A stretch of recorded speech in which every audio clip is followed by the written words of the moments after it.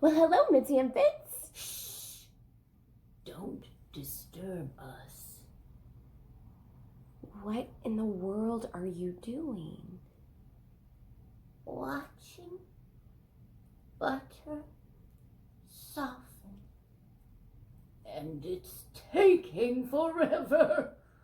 I'm wasting my life away watching butter.